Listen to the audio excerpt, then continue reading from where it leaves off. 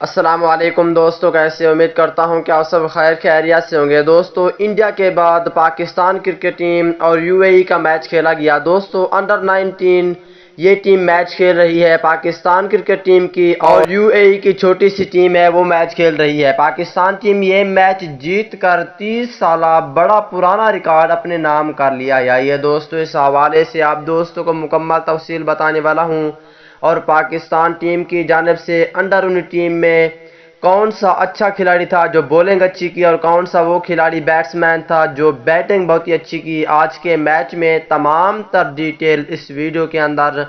دوستو، اس سے پہلے اس ویڈیو کو لائک کریں، چینل کو سبسکرائب کریں، بیل آئیکن دبا کر آل پر لازمی کلک کر دینا ہے۔ تو دوستو، بڑھتا ہوں ویڈیو کی جانب اور آپ دوستوں کو بتاتا ہوں اس حوالے سے مکمل تفصیل۔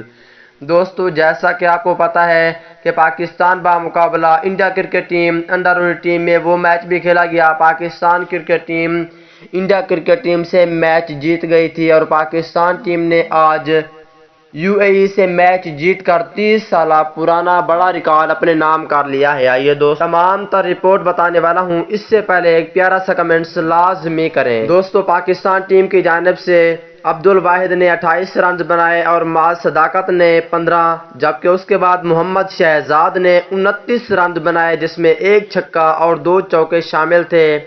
قاسم اکرم نے 50 رنز بنائے اور مین آف دا میچ بھی قاسم اکرم کو دیا گیا۔ پاکستان ٹیم کی جانب سے قاسم اکرم نے شاندار بیٹنگ کی ہے۔